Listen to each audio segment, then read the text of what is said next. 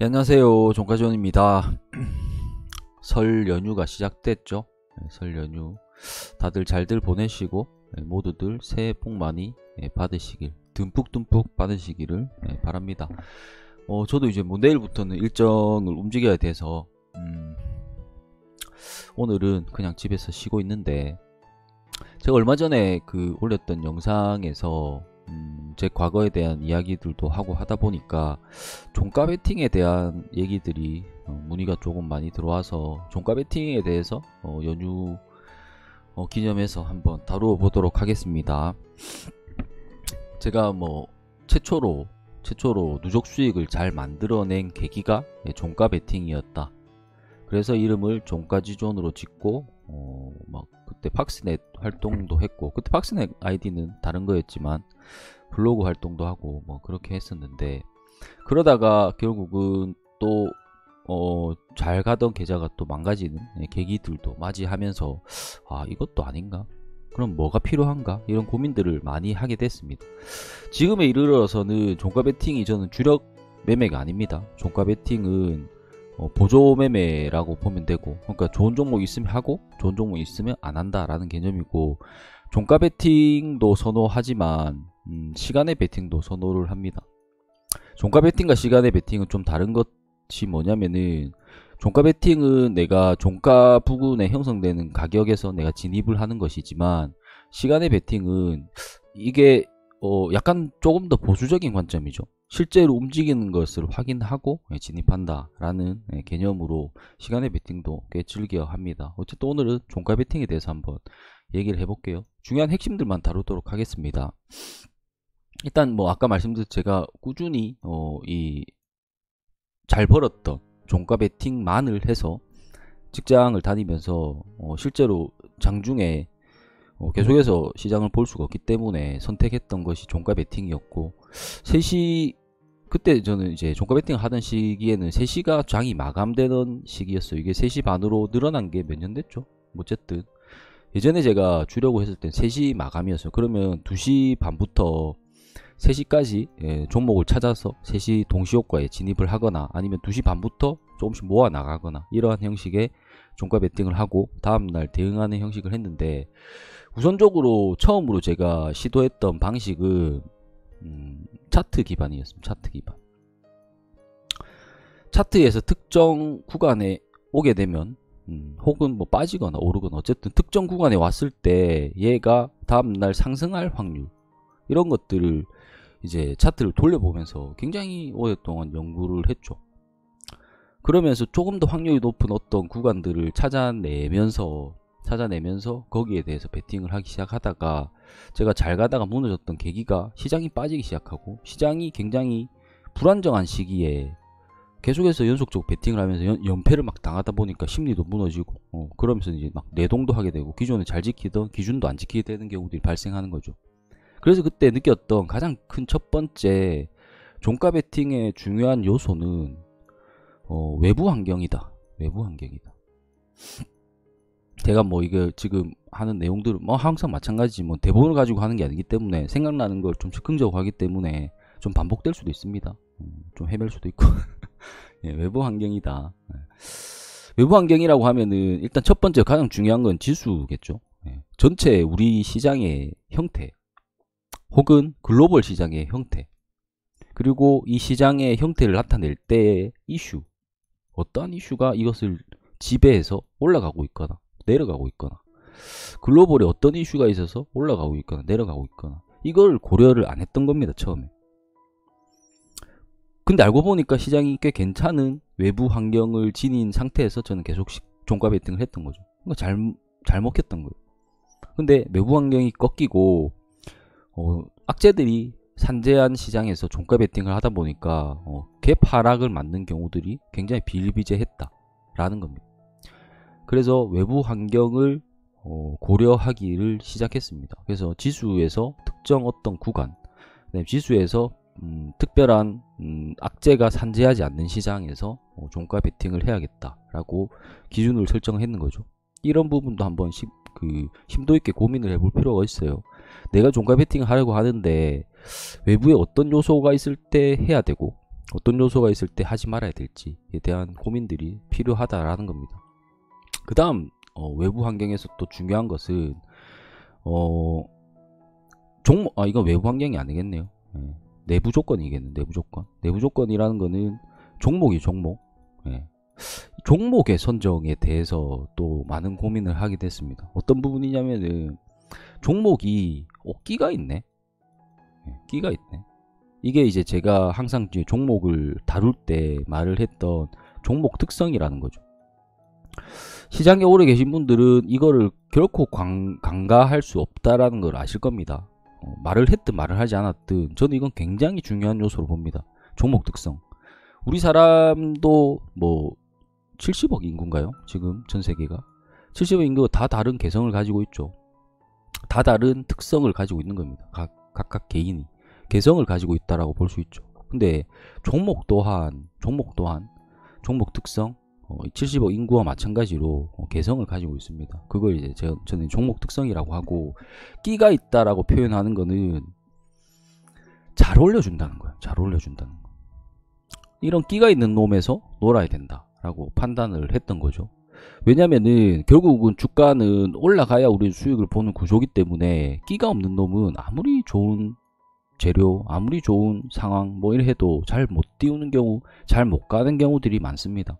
그래서 또 반대로 끼가 있는 놈과 반대로 제가 양아치라고 얘기하는 특정 이 개성이 더러운 애들이 있어요. 이런 애들은 아예 안 하는 거죠. 우리가 종목이 한 2000여 개 정도 되는데 이 중에 이제 종가 베팅을 계속해서 하다 보면은 하는 놈과 안 하는 놈이 구분이 되기 시작합니다. 그러니까 끼가 있는 놈과 끼가 없는 놈, 거기다가 심지어 양아치 같은 놈들은 안 하는 거죠. 이러한 구분이 명확해져야 하는 겁니다. 그게 이제 내부 조건이 되겠죠. 그게 종목 특성이라고 또 얘기하고 가장 중요한, 어쩌면 제일 중요한 내용일 수도 있을 것 같아요. 종목 특성을 파악하는 거. 이거 뭐 쉽진 않아요. 경험이 꽤 오래 필요하죠. 왜냐하면 계속해서 종목이 돌고 돈다라고 했습니다. 2000여 개 정도 되는 것 중에 실제로 내가 하는 건 한 10%, 200 종목 안에서 끼 있는 애들 안에서 특정 구간이 왔을 때 종목에 종가 베팅을 한다라고 보면 되기 때문에 나머지 뭐 1800개는 거의 건드리지도 않죠. 제가 평생 가도 삼성전자를 종가 베팅 할 일은 없잖아요. 그건 아예 종가 베팅에 제외되는 겁니다. 종가 베팅에 좋은 끼가 있는 종목이라는 거는 과거 차트를 열어보면은 갭을 잘 띄우는 애들이에요. 갭을. 우리는 종가 베팅 이후에 대응이라는 걸 해야 되는데, 대응이 가장 쉬워지는 요소가 갭을 띄워주는 겁니다. 내가 여기서 샀는데 다음날 갭을 띄웠어요. 그러면 이렇게 좀 이렇게 흔들다가 이렇게 가도 내 단가는 여기 있기 때문에 내 그 처음에 손절가 혹은 보유선을 정하는 구간들이 이탈하지 않고 대응을 할 수 있어서 큰 수익이 가능한 구조가 되는 거죠. 근데 갭이 별로 좋지 않은 끼가 없는 놈들은 여기서 이렇게 계속 손실과 수익을 반복하다가 이렇게 가버리기 때문에 이런 거에 털려버릴 가능성이 높아지는 거예요. 그래서 끼가 있는 놈에서 놀아야 된다. 그게 가장 중요한 포인트고, 그럼 세 번째는 재료입니다. 재료가 없는 놈을 굳이 종가 베팅을 할 필요가 없어요. 종가 베팅을 제가 설명하면서 자주 얘기했던 이유가 있는데, 우리가 종가에 왜 사죠? 라는 겁니다. 종가 베팅을 하려고 하는 사람이라면은 그 고민을 하셔야 돼요. 내가 왜 굳이 종가에 사냐?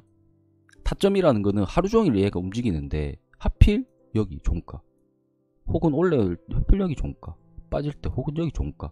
왜 나는 이 종가의 타점에 살려고 하는지. 가장 큰 거는 갭이에요. 갭을 노리고 우선 들어가요. 그게 갭이 될지 안 될지 모르지만 갭을 노리고 들어가야 되는 거예요. 그게 이제 우리가 종가 베팅을 하는 이유입니다. 그러면은 갭을 띄울 요소는 대부분이 재료에 있습니다. 재료를 품었다라고 하는 것들을 제가 자주 얘기하는데, 재료를 품었다라는 느낌, 이 종목은 지금 현재 재료를 품고 있다라는 느낌을 가지셔야 돼요. 주가가 점진적으로 상승을 해 나가는 과정에서 재료를 품은 애들은 쉽사리 중요한 구간을 말도 안 되게 깨트리는 경우가 별로 없습니다. 차트에서도. 그래서 재료가 굉장히 중요한 요소라는 겁니다. 이것 또한 경험이죠. 이것 또한 경험입니다. 어떠한 재료가 나왔는데 이 재료는 어떨까? 이 재료는 어떻게 나갈까? 어떻게 뻗어나갈 수 있을까? 혹은 내 생각과 다르게 그냥 소멸돼 버리진 않을까? 라는 것들은 내가 이 재료를 처음에 경험했을 때, 처음에 봤을 때, 그리고 그 종목의 움직임을 봤을 때 이것이 어떻게 될 것인가에 예측해보고 그 다음에 이게 어떻게 흘러가는지를 실제로 확인하는 과정을 통해서 내가 재료를 보는 눈이 좋아지는 거예요. 어떠한 뉴스를 보고 이렇게 될 것이다. 그리고 실제로 어떻게 흘러갔는지 확인하는 과정. 그게 가장 중요한 거죠. 그래서 종가 베팅은 무조건 재료를 품은애를 해야 됩니다. 재료가 소멸이 오늘 내일 하네? 당연히 종가 베팅 하면 안 되죠. 그건 도박이죠, 도박. 재료가 쉽사리 소멸되지 않고 쭉 이어가서 추세를 만들어낼 수 있는 놈에서 해야 된다라는 겁니다. 그다음 마지막으로 이제 그 세 가지 조건을 고려한다라고 쳤을 때 이걸 전부 다 구체적인 기준으로 만드셔야 돼요. 구체적인 기준. 외부적 요소, 그 다음에 내부 조건, 종목이죠. 내부 조건. 세 번째, 재료. 이 세 가지가 이제 충족하는 어떤 구체적인 조건들을 만드신 상태에서 종가 베팅을 행하고 다음날 대응에 대한 기준이 명확해야 되는. 그것만 있으면 이제 종가 베팅을 충분히 할 수가 있는 거죠. 제가 이번 연휴 때 어제 방송에서 하나를 모아간다라고 했던 놈이죠. 이게 정치 테마주예요. 정치 테마주. 정치 테마주를 어제 모아가는 형태. 이거 일종의 종가 베팅 형태인데 정치 테마주를 지금 제가 봤던 제일 큰 이유는 4년마다 한 번씩 5년마다인가요? 5년마다 한 번씩 계속해서 정치 테마주의 순환매가 돌죠. 또 5년 뒤에 또 새로운 어떤 인물의 정치 테마주가 형성이 될 겁니다. 근데 그때마다 저는 이제 항상 이제 추석이나 설 이런 연휴가 끼었을 때 연휴가 끝나고 왔을 때 한 놈들이 꼭 날아가는 애들이 있었어요. 그러니까 명절 이후에는 정치 테마주가 힘을 받더라. 명절에는 굉장히 이런 이슈들이 많이 나오게 되고 지지율에 대한 등락폭도 많이 벌어지고 그 다음에 어떤 이런 이슈들이 뉴스들이 상당히 많이 나오기 때문에 수혜를 보는 경우들이 많더라 라는 개념으로 하는 거죠. 이거는 지난 4년의 경험이 없었으면 이번에는 베팅을 할 수가 없는 거죠. 그런 개념입니다. 그런 게 이제 재료라는 거고, 그러면 이제 이걸 대응해 나갈 때 대응이야 뭐 그렇고, 이걸 이제 진입할 때 그때 이제 필요한 것이 차트죠. 그때 필요한 건 차트입니다. 제가 이제 단타를 할 때 일봉을 보고 종목을 선정하라 라고 말씀을 드렸고, 분봉을 보고 타점을 선정하라. 그러니까 순서가 이렇게 되는 거예요. 내가 어떤 종목을 단기 매매를 하려고 생각을 할 때 종목을 막 고르잖아요. 막 올라가고 있고 막 움직이고 있는 애들이 있는데 그 중에 얘를 이제 보니까 차트의 구간이 어떻다. 근데 내가 매매하는 구간이다. 그럼 일봉에서 오케이. 그럼 이제 분봉에 들어가서 타점을 잡는 거죠. 그럼 내가 어디서 살 것인가 라고 이렇게 한다라고 말씀을 드렸죠. 그럼 종가 베팅 또한 마찬가지입니다. 아까 말씀드렸던 그런 외부적인 요소, 내부적인 조건, 그 다음에 재료 이런 것들이 부합되는 상태에서 야, 이놈은 괜찮네 라고 어떤 종목을 픽했어요. 종목을. 이놈 한번 종가 베팅을 생각을 한다 라고 픽했다고요. 그러면은 타점을 고르는 기준이 종가에는 그냥 사니까 타점은 자동으로 결정이 나죠. 종가라는 타점으로. 그럼 이걸 이제 내가 진입하려고 하는 기준이 차트라는 겁니다. 차트의 종가가 어떻게 형성됐느냐, 이게 왜냐면 내 타점이니까. 그래서 이때 차트가 필요한 거죠. 이건 분봉이 필요 없죠. 네. 일봉을 보면 됩니다. 일봉상 아까 그 조건들을 보유한 놈이 좋은 구간에 차트를 그려냈다. 그러면은 당연히 뭘 봐야겠어요? 차트에서 하방 지지를 봐야 됩니다. 이게 좀 잘못되더라도 하방으로 빠질 구간이 적은 놈을 선정을 하셔야 된다. 그러면 이제 네 가지 조건이 완성이 되죠. 그 네 가지 조건을 구체적으로 실행할 수 있는 내용들을 계속해서 시장을 보고 종목을 보고 상황을 보면서 자기만의 방식을 꾸려낸다라면은 좋은 종가 베팅의 형식을 만들어낼 수 있지 않나 라고 생각을 합니다. 그래서 종가 베팅은 굉장히 어려운 분야예요, 사실. 왜냐하면 첫 번째 조건부터가 어렵죠. 외부적 요건을 어떻게 파악할 것인가. 그러려면은 우리 국내 시장뿐만 아니라 글로벌 시장의 형태도 파악을 해야 되고 거기에 나오는 이슈들도 체크를 해야 되고 쉽지가 않은 거죠. 두 번째로 종목 특성이라는 것 또한 이제 1년, 2년차 되신 분들은 잘 모르실 거고 아마 3년, 4년차 되신 분들부터는 아마 조금씩 아실 거예요. 아, 이놈은 들어봐서 나 안 해. 이런 것들이 막 저절로 생겼을 겁니다. 이런 게 굉장히 중요하고 거기다가 종가 베팅으로 결정되는 끼 있다라는 내용은 또 단기 슈팅이 나오는 애가 다르니까. 왜 다르냐면은 제가 어떤 좋아하는 종목이 하나가 있는데 어떤 종목은 장중에 이렇게 양봉을 굉장히 잘 뽑아내는 애들이 있어요. 장중에 끼가 있는 놈이죠. 어떤 놈은 갭을 잘 띄우는 끼 있는 놈이 있어요. 당연히 이게 종가 베팅에 유리한 놈이겠죠. 그런 측면에서 조금 또 다르다라는 겁니다. 그걸 뭐 정리하셔도 좋고 저는 이제 예전에 막 정리를 했어요. 종목 특성도 정리했고 했는데 지금 그냥 머릿속으로 기억하고 있는데 정리도 필요합니다. 왜냐면은 종목 특성이라는 것이 내가 알고 있는 게 한 100개 정도 된다라면 또 새로운 재료, 새로운 테마가 형성이 되면서 새로운 애들이 하나씩 또 추가가 되거든요. 그럼 얘는 기억을 해야 돼요. 그러니까 정리하는 것도 나쁘진 않죠. 그런 방식에서 종가 베팅은 이루어진다라고 보면 되겠습니다.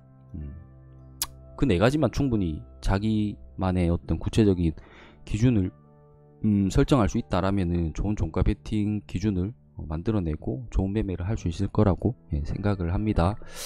어쨌든 오늘 여기까지 하고요. 뭐 연주들 잘들 보내시고 저도 내일부터 일정 소화하고 또 2월달 새로운 장에서 또 뵙도록 하겠습니다. 예, 감사합니다.